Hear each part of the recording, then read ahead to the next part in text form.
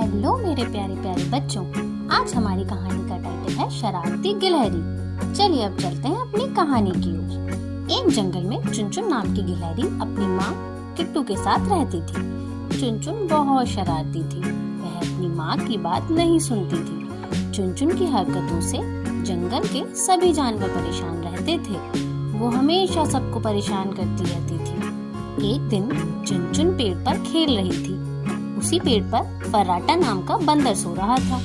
फर्राटा को सोता देख चुनचुन किट्टू के पास गई और बोली, माँ देखो, हमारे पेड़ पर बंदर सो रहा है।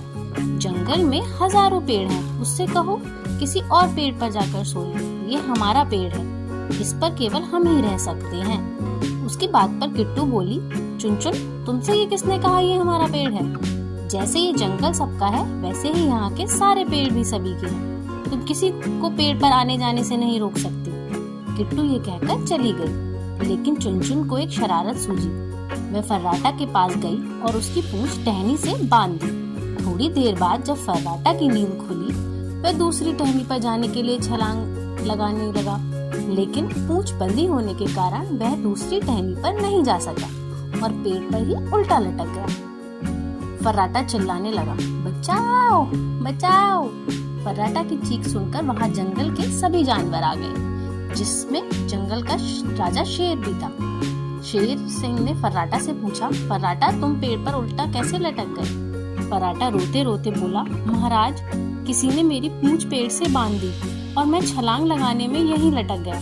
यह सुनकर हाथी बोला, लेकिन तुम्हारी पूंछ कोई क्यों बांधेगा? किसी को ऐसा करने से क्या मिलेगा?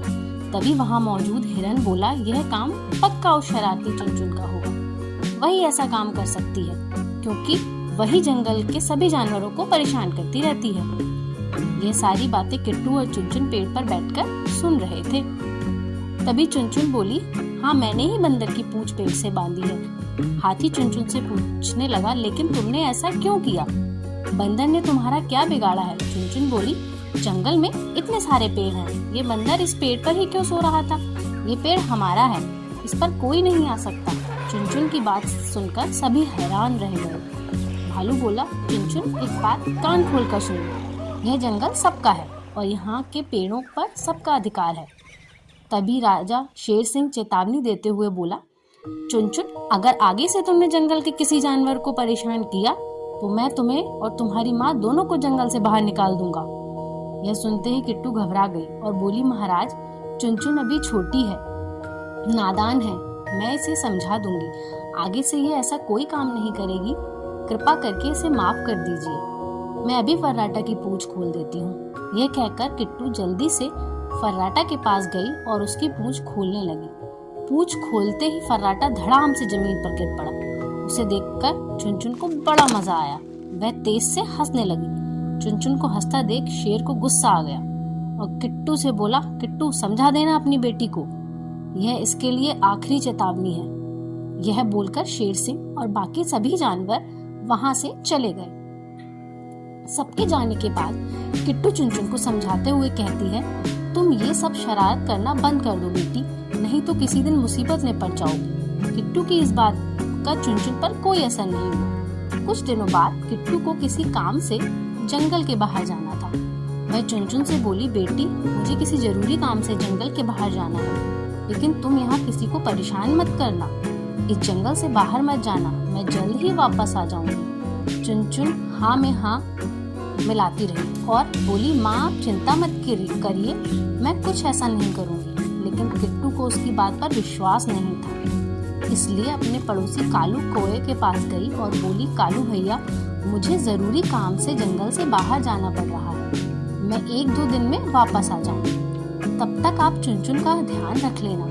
कालू बोला, ठीक है, लेकिन तुम जल्दी ही वापस आना, क्योंकि तुम्हारी बेटी चुनचुन का ज्यादा दिन तक देखभाल करना मेरे बस की बात नहीं है। कालू भाई बिल्कुल चिंता मत करो, मैं जल्द ही वापस आ जाऊंगी। यह कहकर किट्टू चली गई। चुनचुन वही जंगल में रहने लगी। एक दिन चुनचुन अकेली पेड़ पर बैठे बैठे सोच रही थी, आज माँ को गए हुए काफी समय हो गया, मैं भी जंगल के बाहर जाकर माँ से मिलती हूँ, माँ मुझे देखकर खुश हो जाएगी। इतना सोचकर वह पेड़ से नीचे उतरने लगी। उसे उतरता देख कालू ने पूछा, चुनचुन कहाँ जा रही हो? चुनचुन बोली, कालू काका मैं पानी पीने जा रही हूँ। कालू से वह झूठ बोलकर नीचे उतरने लगी। तभी कालू काका बोले, देखो अंधेरा होने वाला है, तुम जल्दी वापस आ जाना। चुनचुन जंगल से बाहर जाते समय रास्ता भूल गई। अब उसे जंगल का कोई जानवर दिखाई नहीं दे रहा था। जिससे वह रास्ता पूछती वह इधर उधर भटकने लगी। उधर उसकी माँ पेड़ पर आ गई। उसे चुनचुन कहीं दिखाई नहीं दे रही थी। वह कालू से पूछने लगी, कालू भाई चुनचुन दिखाई नहीं दे रही है, कहाँ गई है? कालू ने बताया, मुझसे पानी पीने के लिए बोलकर गई है, बहुत देर हो गई वापस नहीं आई। किट्टू परेशान हो गई और कालू के साथ उसे ढूंढने निकल पड़ी। रास्ते में उसे जंगल के सभी जानवर मिले। वह सबसे चुनचुन के खो जाने की बात कहने लगी। तभी मिट्ठू तोते को आसमान में एक गिद्ध मंडराता हुआ दिखाई दिया। वह बोला, वह देखो गिद्ध मंडरा रहा है। इतनी शाम को गिद्ध क्यों मंडरा रहा है? कहीं उसकी नजर चुनचुन पर तो नहीं पड़ गई? इतना कहकर मिट्ठू और कालू दोनों उड़कर वहां देखने लगे। वहां पहुंचकर उन्होंने देखा कि नीचे चुनचुन ही है और ये गिद्ध चुनचुन के ऊपर मंडरा रहा है। तभी मौका मिलते ही गिद्ध चुनचुन को अपने पंजों में दबोच कर ले गया। यह देखकर कालू और मिट्ठू हवा में ही गिद्ध से लड़ने लगे। लड़ाई के दौरान जैसे ही मिट्ठू ने अपनी मजबूत चोंच से गिद्ध की पीठ पर मारा, वैसे ही चुनचुन उसके चुंगल से छूट गई और नीचे गिरने लगी। उसे नीचे गिरता देख बंदर झट से कूड़ा और पेड़ से छलांग लगाकर चुनचुन को पकड़ लिया। जैसे तैसे उसकी जान बचा ली। उसकी माँ उसे गले लगाने लगी और उससे पूछा, तुम ठीक हो ना चुनचुन? चुनचुन बोली, हाँ माँ मैं बिल्कुल ठीक हूँ। शेर सिंह चुनचुन से बोला, हम सब इसलिए तुमको समझाते थे, शरारत मत किया करो, देखो कितनी बड़ी मुसीबत में पड़ गई थी। यह सुनकर चुनचुन माँ से बोली, माँ मुझे माफ कर दो, आज के बाद मैं कभी कोई शरारत नहीं करूँगी। उसने हाथ जोड़कर सबसे माफी मांगी और बचाने के लिए धन्यवाद कहा। तो मेरे प्यारे बच्चों, आज की स्टोरी से हमें क्या शिक्षा मिलती है?